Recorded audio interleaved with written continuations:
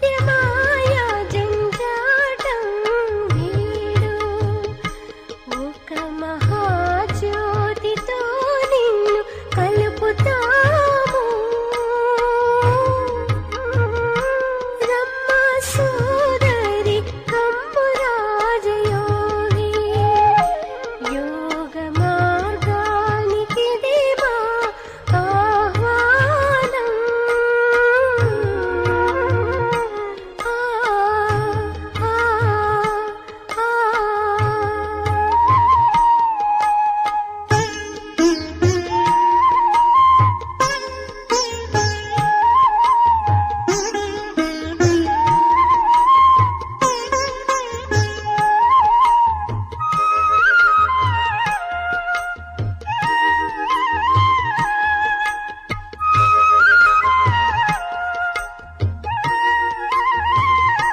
యోగ శక్తిని నింపు జీవితంలో ఆవరించు నిన్ను ప్రకాశవలయం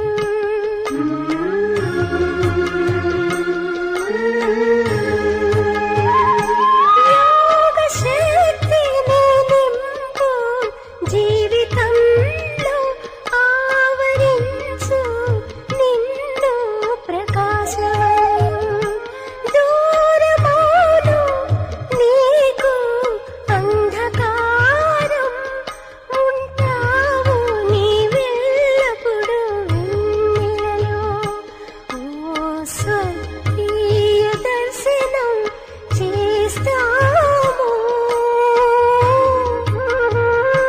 రమ్మ సోదర కమ్ము రాజయోగి యోగ మార్గానికి దేవా ఆహ్వానం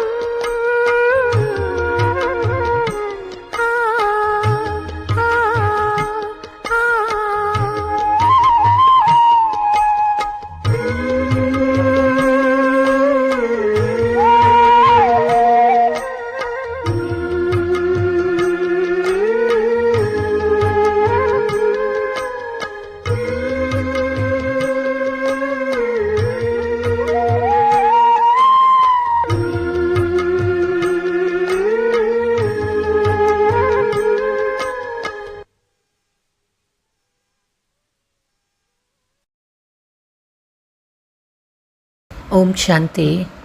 మధురమైన పిల్లలారా, మీరు మీ సమయాన్ని వృధా చేసుకోరాదు. లోపల జ్ఞానాన్ని స్మరణ చేస్తూ ఉంటే నిద్రాజీతులుగా అవుతారు. ఆవలింతలు రావు. ప్రశ్న: పిల్లలు మీరు తండ్రికి ఎందుకు బలిహారమయ్యారు? బలిహారం అవ్వడం అంటే ఏమిటి? జవాబు: బలిహారం అవ్వడం అంటే తండ్రి స్మృతిలో ఉండిపోవటం. స్మృతిలో ఇమిడిపోయినప్పుడు ఆత్మ బ్యాటరీ ఛార్జ్ అవుతుంది. ఆత్మ నిరాకార తండ్రితో బుద్ధిని జోడించినప్పుడు ఆత్మారూపీ బ్యాటరీ ఛార్జ్ అవుతుంది. వికర్మలు వినాశనం అయిపోతాయి. సంపాదన జమ అవుతుంది. ఓం శాంతి. ఆత్మీక తండ్రి కూర్చొని ఆత్మీక పిల్లలకు అర్థం చేయిస్తూ ఉన్నారు. మీరిప్పుడు శరీరంతో పాటు కూర్చొని ఉన్నారు. మృత్యులోకంలో ఇది మీ చివరి జన్మ అని తెలుసు. తర్వాత ఏమవుతుంది? మళ్ళీ తండ్రితో కలిసి శాంతిధామంలో ఉంటారు. అక్కడ ఈ శరీరం ఉండదు. మళ్ళీ స్వర్గంలోకి నెంబర్వారు పురుషార్థానుసారంగా వస్తారు. అందరూ ఒకేసారి రారు. ఇక్కడ రాజధాని స్థాపన అవుతూ ఉంది. తండ్రి ఎలా అయితే శాంతికి సుఖానికి సాగర్లో, అలాగే పిల్లలను కూడా శాంతి సుఖానికి సాగర్లుగా తయారు చేస్తూ ఉన్నారు. మళ్ళీ శాంతిధామంలోకి వెళ్ళి విరాజమౌనం అవ్వాలి. అందుకు తండ్రిని, ఇంటిని, సుఖధామాన్ని స్మృతి చేయాలి. మీరిక్కడ ఎంతెంత ఈ స్థితిలో కూర్చుంటారో అంత మీ జన్మల పాపాలు భస్మమవుతాయి. దీనినే యోగా అగ్ని అని అంటారు. సన్యాసులు సర్వశక్తివంతునితో యోగము చెయ్యరు. వారు నివాస స్థానమైన బ్రహ్మతత్వంతో యోగం జోడిస్తారు.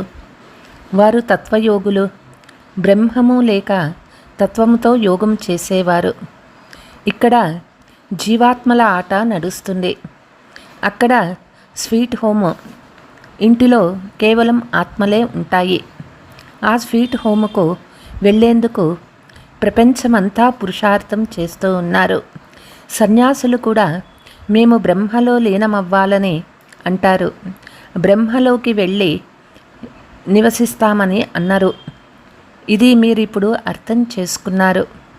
భక్తి మార్గంలో ఏదో ఒకటి వింటూనే ఉంటారు.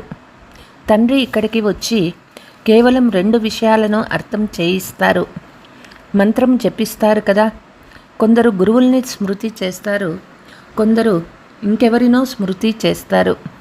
విద్యార్థులు టీచర్ని స్మృతి చేస్తారు. పిల్లలు మీరిప్పుడు తండ్రి మరియు ఇల్లు మాత్రమే గుర్తుంటాయి. తండ్రి ద్వారా మీరు శాంతిధామము మరియు సుఖధామాల వారసత్వాన్ని తీసుకుంటారు. అదే మీ మనసులో గుర్తుంటుంది.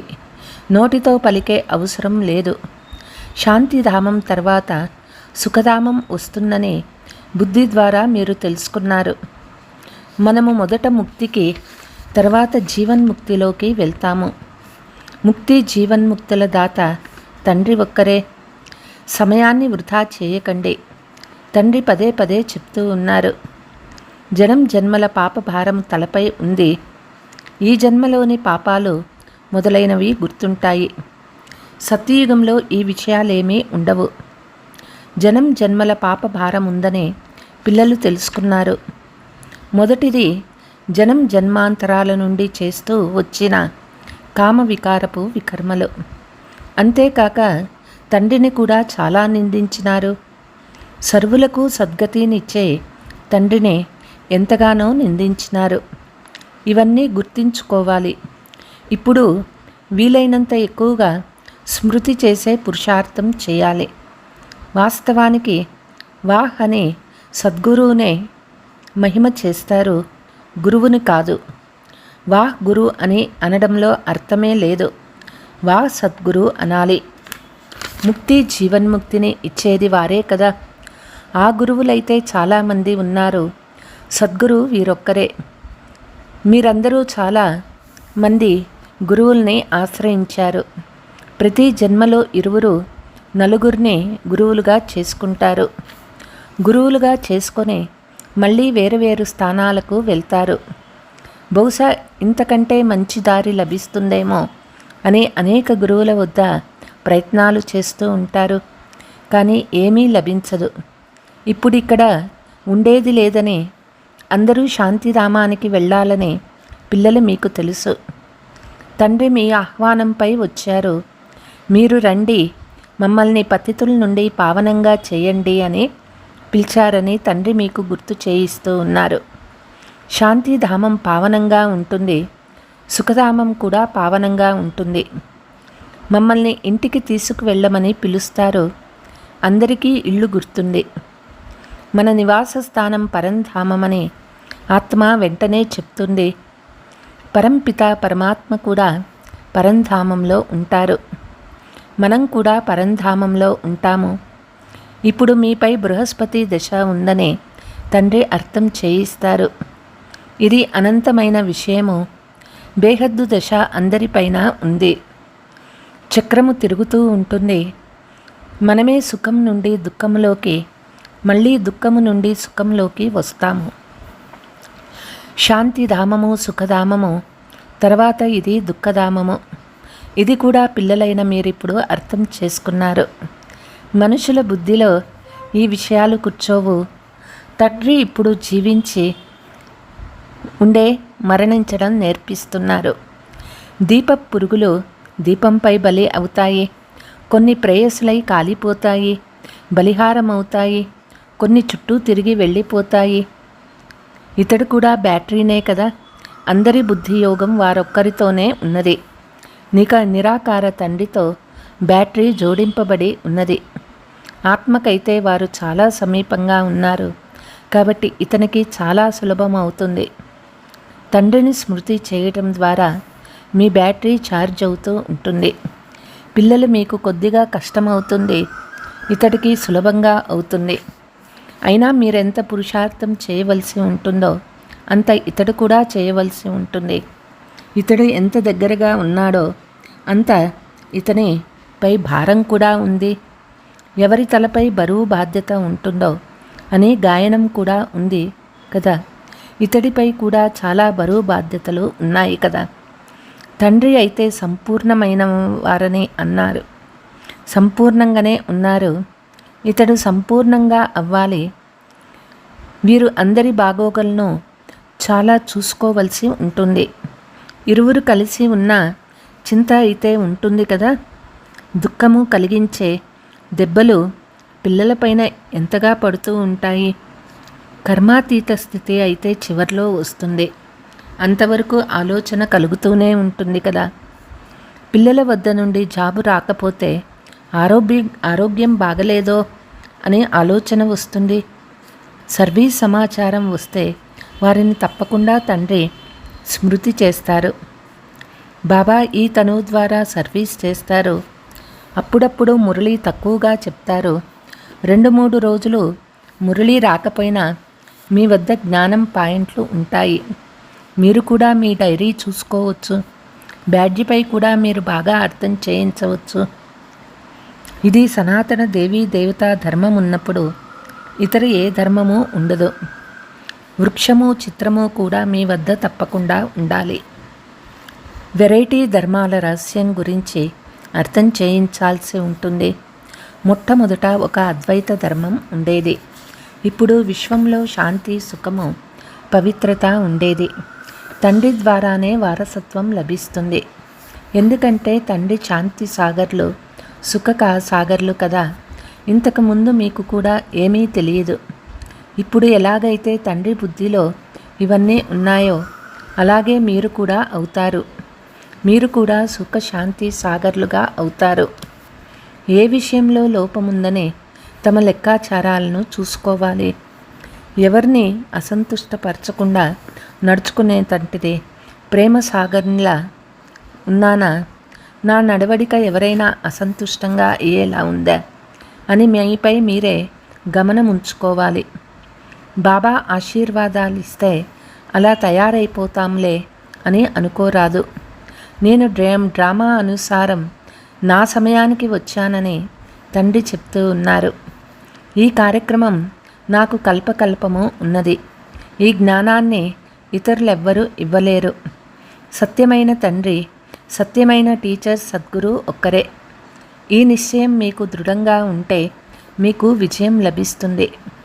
ఇప్పుడున్న అనేక ధర్మాలన్నీ వినాశనం అవ్వాల్సిందే. సత్యయుగి సూర్యవంశం ఉన్నప్పుడు ఇతర ఏ వంశాలు ఉండవు. మళ్ళీ అదే విధంగా జరుగుతుంది. రోజంతా ఇలా మీతో మీరు మాట్లాడుకుంటూ ఉండండి. జ్ఞాన పాయింట్లు లోపల మెదులుతూ ఉండాలి. సంతోషంగా ఉండాలి. తండ్రిలో జ్ఞానం ఉన్నది. అది మీకిప్పుడు లభిస్తూ ఉంది. దానిని ధారణ చేయాలి. సమయం వృధా చేయరాదు. రాత్రి కూడా సమయం లభిస్తుంది. ఆత్మ అవయవాలతో పనిచేస్తూ చేస్తూ అలసిపోతే నిద్రపోవడం మీరు గమనిస్తారు.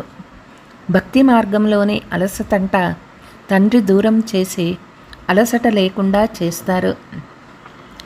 ఆత్మ అలసిపోతే రాత్రి శరీరం నుండి భిన్నమైపోతుంది.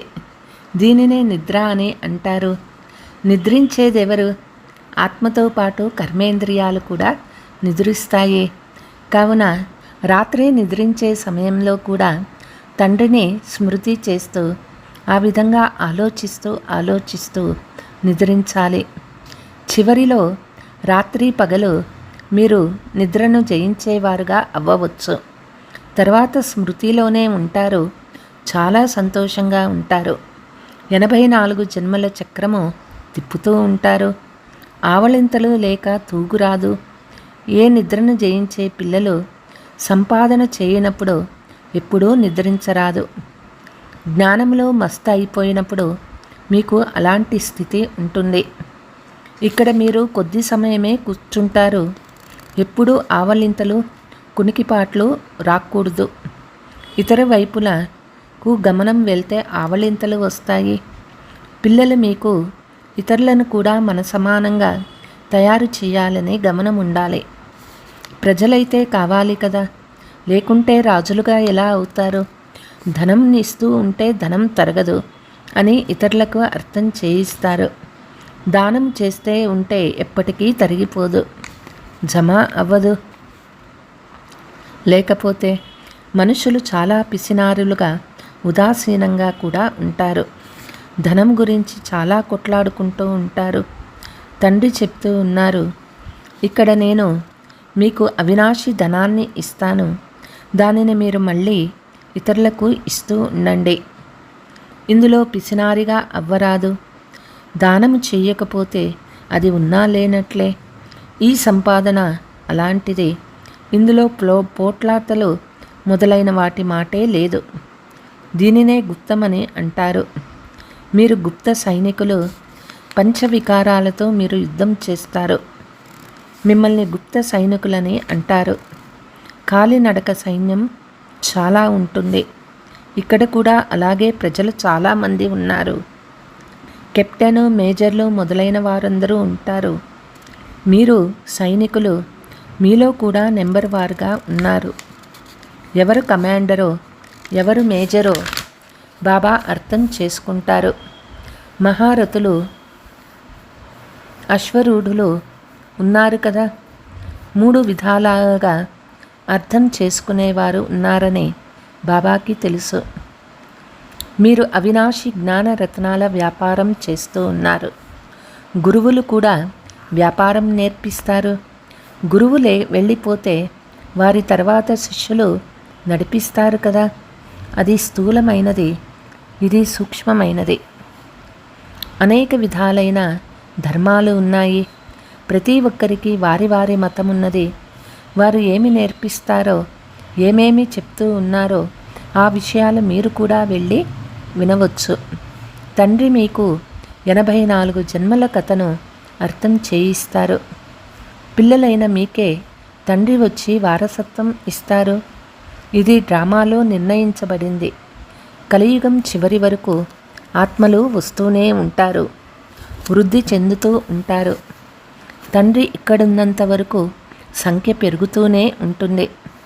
తర్వాత ఇంతమంది ఎక్కడుంటారు, ఎక్కడ భోంచేస్తారు, లెక్కాచారమంతా ఉంచవలసి వస్తుంది కదా. అక్కడ ఇంతమంది మనుషులు ఉండరు. తినేవారు తక్కువ.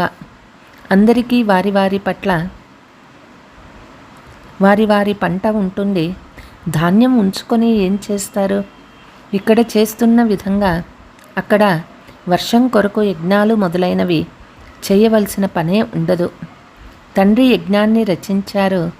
మొత్తం పాత సృష్టి అంతా యజ్ఞంలో స్వాహా అవ్వాలి. ఇది బేహద్దు యజ్ఞము.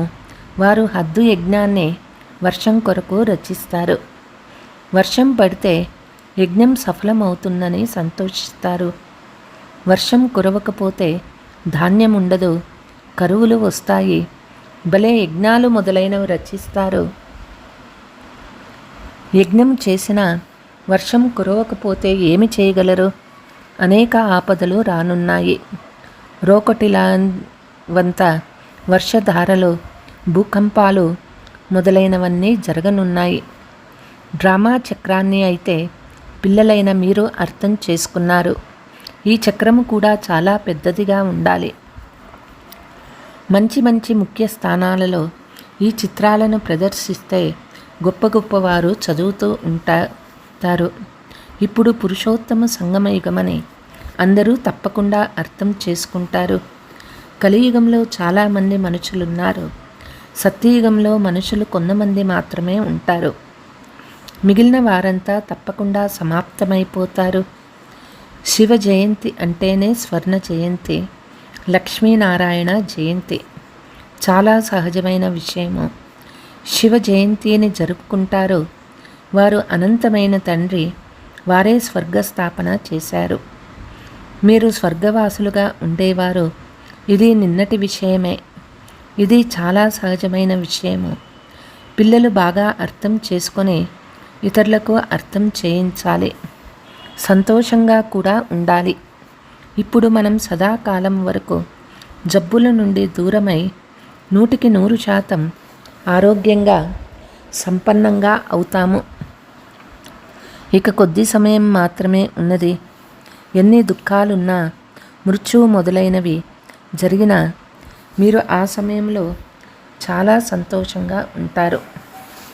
మృత్యువు రావాల్సిందేనని మీకు తెలుసు. ఇది కల్పకల్పము జరిగే ఆట. ఏ చింత ఉండదు. ఎవరైతే పక్కా దృఢంగా ఉంటారో వారు ఎప్పటికీ అయ్యో అయ్యో అని అనరు. ఆపరేషన్ జరిగేటప్పుడు చూసిన కొందరికి కళ్ళు తిరుగుతాయి. ఇప్పుడైతే ఎంతో పెద్ద మృత్యువు జరుగుతుండే. ఇదంతా జరగాల్సిందే. పిల్లలైన మీకు తెలుసు, ఎలుక్కి ప్రాణ సంకటం, పిల్లికి చెలగాటం అనే సామెత కూడా ఉంది. ఈ పాత ప్రపంచంలో చాలా దుఃఖాన్ని అనుభవించేవారు ఇప్పుడు కొత్త ప్రపంచంలోకి వెళ్ళాలి. అచ్చా, मीठे मीठे सिकीलते बच्चों प्रति मात पिता बाप दादा का याद प्यार गुड मॉर्निंग, डबल नमस्ते। रूहानी बच्चों की रूहानी बाप दादा नमस्ते। हम रूहानी बच्चों की रूहानी मात पिता बाप दादा को याद प्यार और गुड मॉर्निंग, डबल नमस्ते। धारण, తండ్రి నుండి అవినాశి జ్ఞానధనాన్ని తీసుకొని ఇతరులకు దానం చేయాలి. జ్ఞానదానం చేయటంలో పిసినారిగా అవ్వరాదు. జ్ఞాన బిందువులు లోపల మెదులుతూ ఉండాలి. రాజులుగా అయ్యేందుకు ప్రజలను తప్పకుండా తయారు చేయాలి. తమ లెక్కాచారాన్ని చూసుకోవాలి. నేను తండ్రి సమానంగా ప్రేమ సాగరుడిగా అయ్యానా? ఎప్పుడూ ఎవరిని అసంతుష్టపరచటం లేదు కదా. నా నడవడికపై పూర్తి ధ్యాస ఉన్నదా? వరదానము, జ్ఞానంతో పాటు గుణాలను ఇమర్జీ చేసి సర్వగుణ సంపన్నంగా అయ్యే గుణమూర్తి భవ. ప్రతి ఒక్కరిలో జ్ఞానమేమో చాలా ఉంది, కానీ ఇప్పుడు గుణాలను ఇమర్జీ చేసే అవసరం ఉంది. అందుకే విశేష కర్మల ద్వారా గుణదాతలుగా అవ్వండి. నేను సదా గుణమూర్తిగా అయ్యి అందరినీ గుణమూర్తులుగా చేసే కర్తవ్యంలో తత్పరమై ఉండాలి అనే సంకల్పం చేయండి.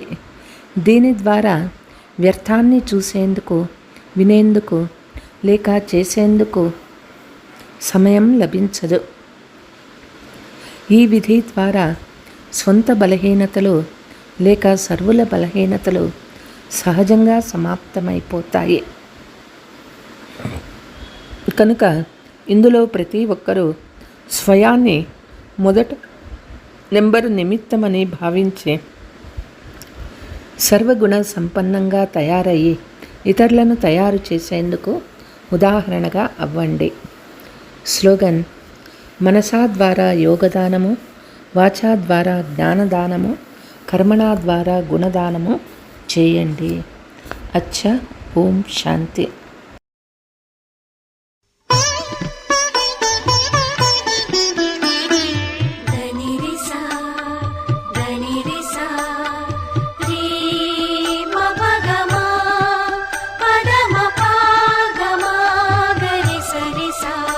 నీ తలపే మాకు బాబా ప్రశాంతినిచ్చు మదికి, నీ తలపే మాకు బాబా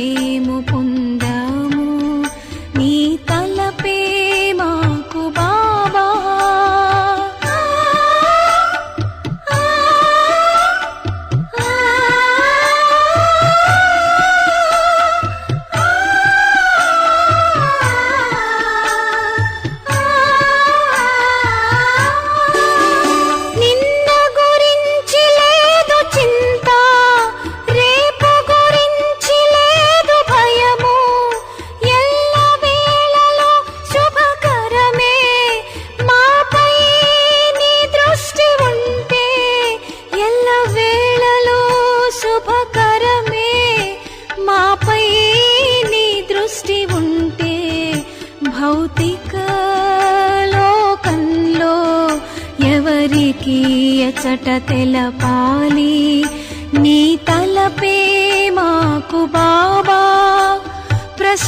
ప్రశాంతినిచ్చు మదికి నీ తలపే మాకు బాబా ప్రశాంతినిచ్చు మదికి శీతల అలలు